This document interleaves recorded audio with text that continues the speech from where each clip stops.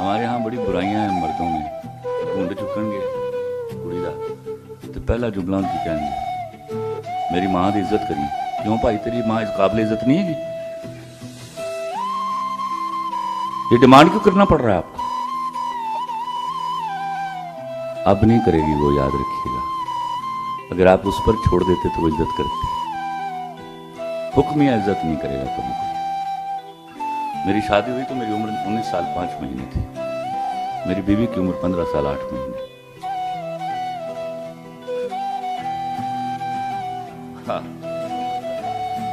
شناختی کارڈ نام بھی مسئلہ بھی ہوتا تو میں کر لینی سی جی.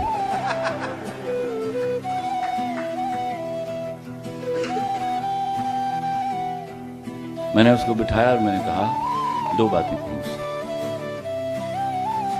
میں نے کہا مجھ پر حکومت کرنا بس سال کے 4-5 دن جڑے نا بہیو لائک اے سلیو، میری بھی عزت رہ جائے نا.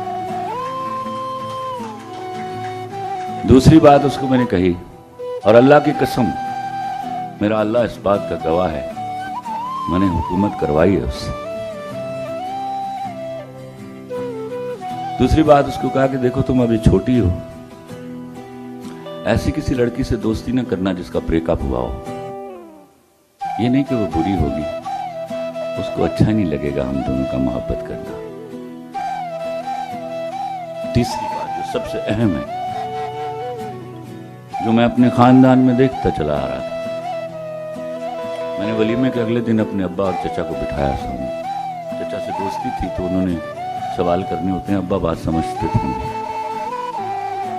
کہ پلیز غور سے سنیے. میں نے کہا ابا چچا میری بیوی کے سامنے کوئی اونچی آواز میں بات نہیں کرے گا. میرے چچا نے سوال کیا. میں نے کہا چچا نو کوسچنز، میری بیوی کے سامنے کوئی اونچی آواز میں بات نہیں کرے گا. اس سے کوئی غلطی ہو جائے مجھے بتائیے، اور میں انصاف پسند آدمی ہوں. آپ میں سے کوئی اس کو کچھ نہیں کہے گا. اس کا نتیجہ کیا ہوا؟ میرے خاندان کے بزرگوں سے میری بیوی کے آئیڈیل تعلقات تھے.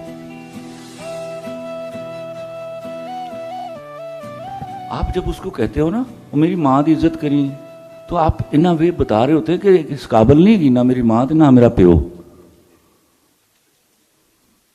بھائی اگر وہ قابل عزت ہیں تو وہ کرے گی عزت.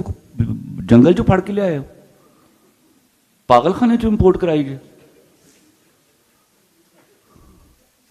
یہ فکرہ کبھی بیوی نے کہا ہے اس وقت آپ کو کہ میرے ماں باپ کی بھی عزت کرنا؟ جو حالات توقع نہیں ہوتی اس کو تو قیدی مت بنائیے. قیدی وفادار نہیں ہوتا.